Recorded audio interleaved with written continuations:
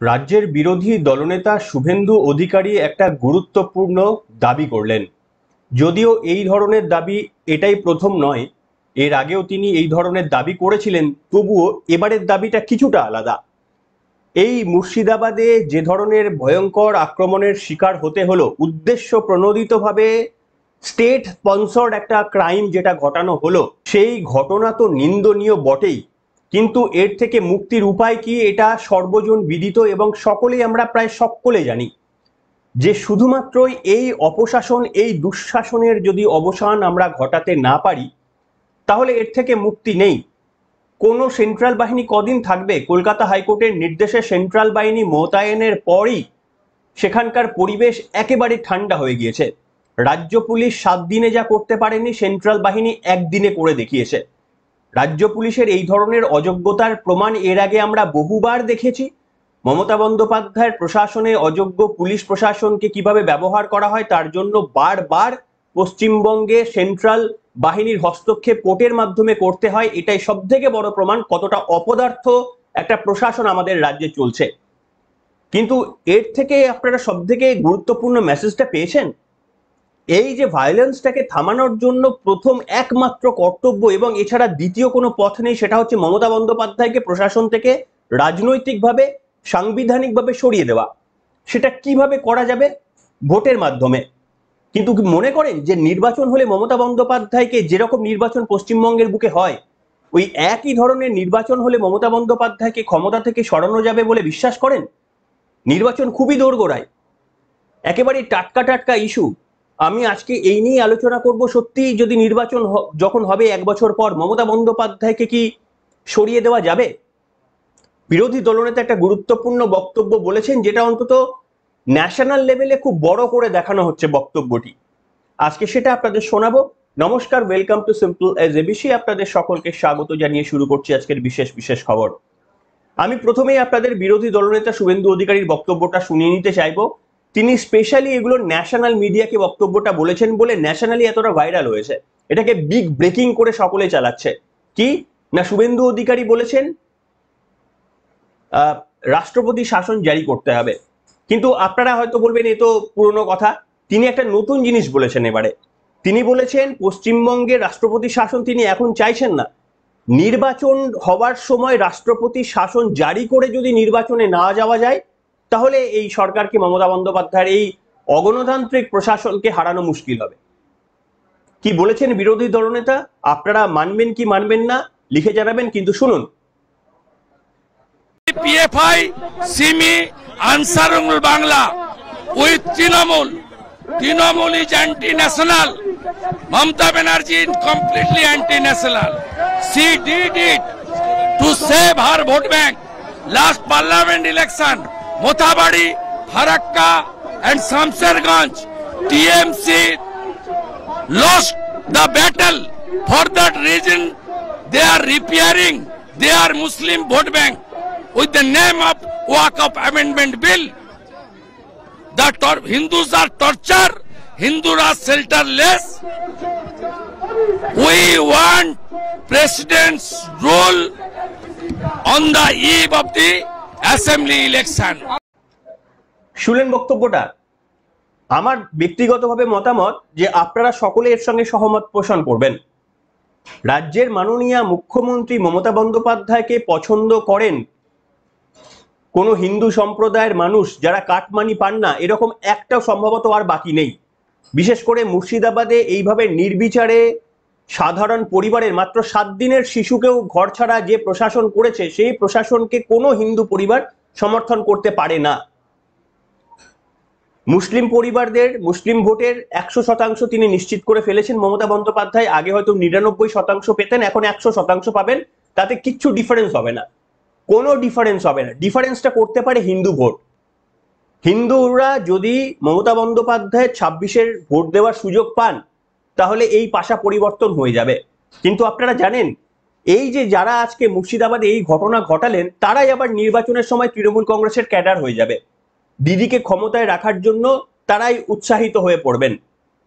তাই রাষ্ট্রপতি শাসন জারির মাধ্যমে অন্তত ভোটারদের সঠিক জায়গায় ভোট দিতে যদি দেওয়া হয়, তাহলে এই সরকারটা উল্টে যেতে পারে। আমি শোনাবো একটা মুসলিম ভাইয়ের কথা, একেবারে সোজা সাপটা স্পষ্ট কথা তিনি বলে দিয়েছেন রাগঢাক না করে। কি কথা বলে দিয়েছেন? যে আমরা মমতা বন্দ্যোপাধ্যায়ের দয়ায় বেঁচে নেই, মমতা বন্দ্যোপাধ্যায় আমাদের দয়ায় বেঁচে রয়েছে। আসুন এই বক্তব্যটা আপনাদের শোনায়, কতখানি সত্যি একটা কথা আপনারা বিচার করে দেখুন, বক্তব্যটা শুনুন। মুসলমান আজকে আমরা এখানে এসেছি কাঁধে কাঁধ মিলিয়ে, যদি আমাদের দায়িত্ব ঠিক ভাবে না পালন করতে পারে, কথা রাখতে পারে, পরবর্তীতে আমরা কলকাতাকে অচল করে দেখিয়ে দেবো। এই কলকাতাকে অচল করব, দিদির উচিত হবে এইটাকে নিয়ে গর্জে ওঠা। কেন দিদি আমাদের দয়ায় বেঁচে আছে, আমরা দিদির দয়ায় বেঁচে নেই। ভাই সত্যি দিদি আমাদের দয়ায় বেঁচে আছে। মুসলমানের ভোট নিয়ে আজ পশ্চিমবাংলার প্রতিটা মুসলমানকে শহীদের করে মুসলমান শুনলেন?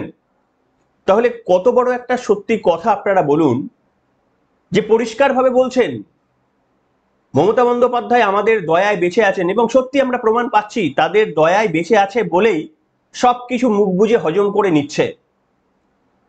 আজকে যদি তাদের দয়া মমতা বন্দ্যোপাধ্যায়ের এতটা করুণাগ্রাহী তিনি না হতেন, তাহলে নিশ্চিতভাবে তাকে আমরা দেখতাম কিছুটা হলেও সরব হতে। এই মা বোনদের চোখের জল, এমনকি আপনারা কল্পনা, আপনাদের আমি ভিডিও তো দেখিয়েছিলাম যে কিভাবে স্বাধীনতা 1947 সালের পর যেভাবে গৃহহারা হতে হয়েছিল বাঙালিদের, স্পেশালি হিন্দুদের। আরো একবার যেন মুর্শিদাবাদের ঘটনা সেটা মনে করিয়ে দিল। কেন মুর্শিদাবাদ? তার কারণ ওখানে হিন্দুরা সংখ্যালঘু। অর্থাৎ যে যে জায়গায়, যে যে ডিস্ট্রিক্টে সংখ্যালঘুরা মানে মুসলিমরা সংখ্যা গুরু হয়ে যাবে, সেই জায়গায় আরো একবার 1947-এর মতো ঘটনা ঘটতে দেওয়া হবে প্রশাসনের জন্য। যে মা বোনেদের আর্তনাদের ছবিগুলো আপনারা দেখেছেন, আরো একটা আমি আর্তনাদের ছবি দেখাবো।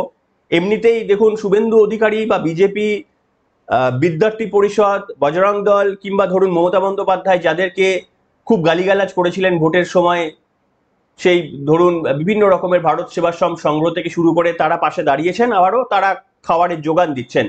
বিরোধী দলনেতা অ্যাপিল করেছেন সাধারণ মানুষের কাছে। কিন্তু আপনাদের আমি দেখাতে চাইবো যে এতদ সত্ত্বেও কিভাবে ওই সমস্ত যারা ভাগীরথীর নদী পার করে চলে এসেছেন, একসময় বলা হয়েছিল হুমায়ুন কবির ভাগীরথীর 30% ভাসিয়ে দেবেন, সত্যি ভাসিয়েই দিয়েছেন। তার কারণ সেই 30% ভাগীরথী বেয়ে কার্যত 30% না হলেও কিছু মানুষ মালদাহে এসে আশ্রয় নিতে বাধ্য হয়েছেন। সেখানে দেখুন তাদের অভিযোগ, সুকান্ত মজুমদার এটি পোস্ট করেছিলেন, তাদের অভিযোগ তাদের পানীয় জলে পর্যন্ত, ধরুন কুয়ো থেকে জল খাচ্ছে সেখানেও পর্যন্ত বিষ মিশিয়ে দেওয়া হচ্ছে। অত্যাচারের সীমাটা একবার দেখুন, মধ্যযুগীয় বর্বরতা হার মারবে। দেখুন এই ভিডিওটা। ট্যাঙ্কের জলে বিষ, আজকে দিয়েছে,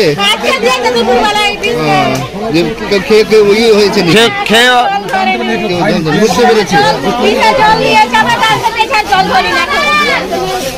ট্যাঙ্কের জলও বিষ দিয়ে দিয়েছে। তাহলে ভাবুন কি অবস্থা, যে জলটুকু খেয়ে মানুষ বাঁচবে তাদের অবস্থা এই।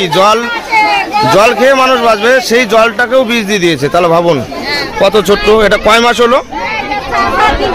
হ্যাঁ, 5-6 দিন হলো। তার অবস্থা এই। আজকে তার সেই বাচ্চাটার ঘর ছাড়তে হলো। ঠিক আছে, এই বাচ্চাটার কি অপরাধ? 7 দিনের।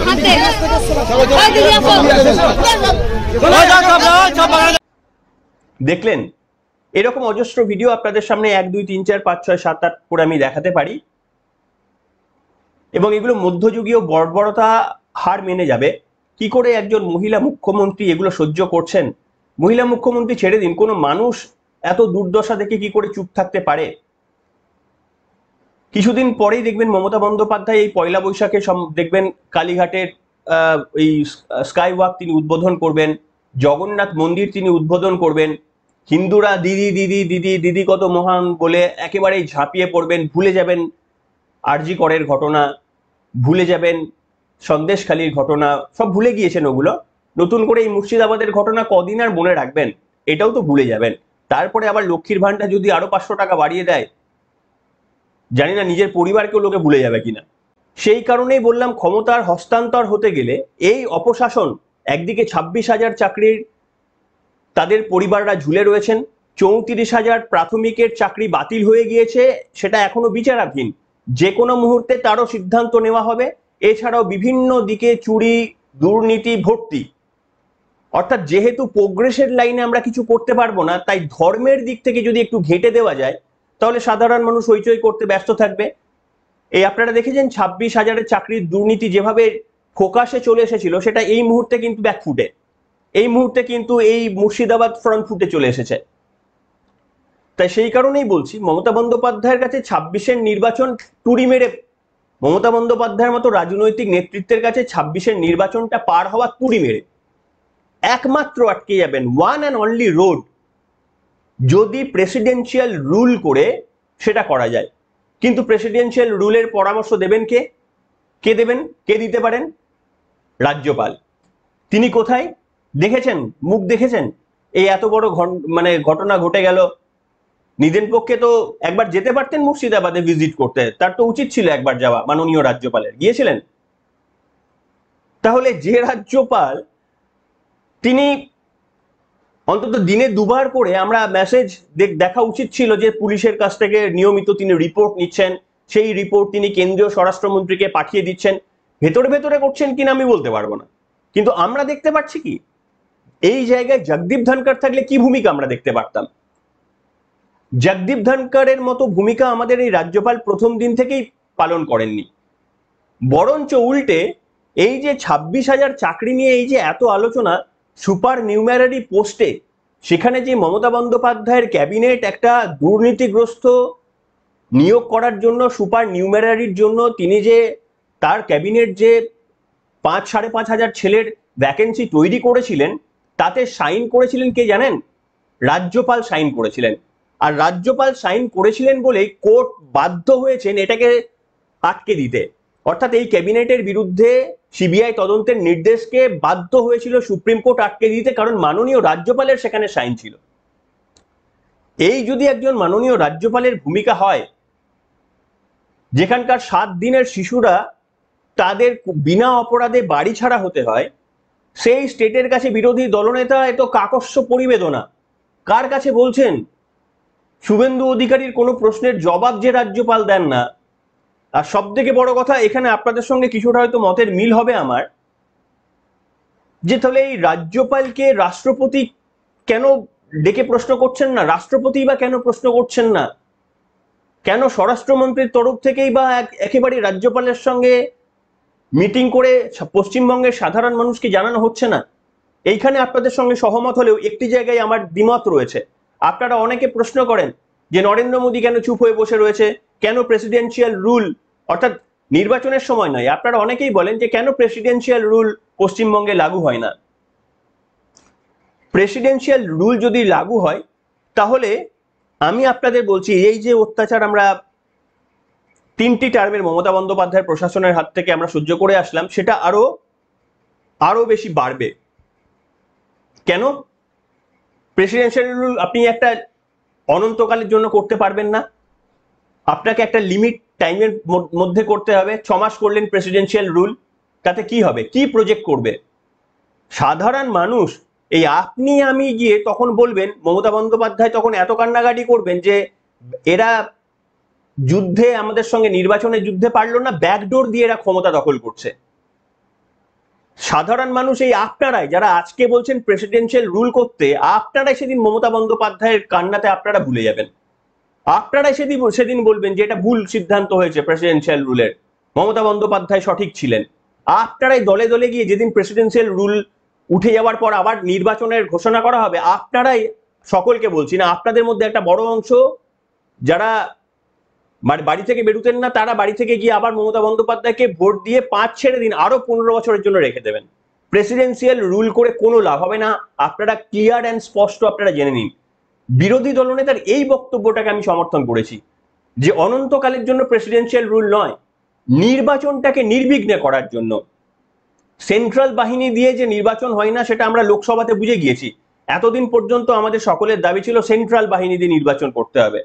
আমরা লোকসভাতে বুঝে গিয়েছি, অভিষেক বন্দ্যোপাধ্যায় ডায়মন্ড হারবারে 7 লক্ষ ভোটে জেতার পর যে সেন্ট্রাল বাহিনী দিয়ে নির্বাচন করুন, স্টেট বাহিনী দিয়ে, স্টেট পুলিশ দিয়ে নির্বাচন করুন, রেজাল্ট পরিবর্তন হবে না, ভুয়ো ভোটাররা ধরা পড়বেই, কিচ্ছু হবে না। তাই একমাত্র পথ হচ্ছে অন্তত প্রেসিডেন্সিয়াল রুল ওই কয়েকটা দিন, যে ফেজে, একটা ফেজেই করুন, নির্বাচন একটা ফেজেই করুন, কিন্তু ওই 5টা দিন, একটা সপ্তাহের জন্য প্রেসিডেন্সিয়াল রুল পশ্চিমবঙ্গে লাগু করুন, আর ওই 5টা দিন 7টা দিনের জন্য নির্বাচনটাকে ভালোভাবে করান। তারপরে মমতা বন্দ্যোপাধ্যায় যদি টিকে যান তাহলে মেনে নেবেন যে হ্যাঁ, পশ্চিমবঙ্গের মানুষ এইসব দেখে খুশি হয়ে মমতা বন্দ্যোপাধ্যায়কে ভোট দিয়েছে।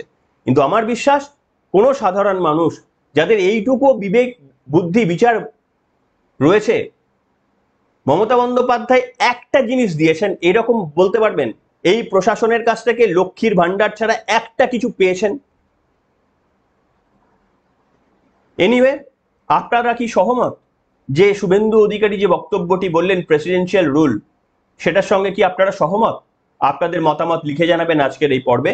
এখনকার মতো এখানে শেষ করলাম।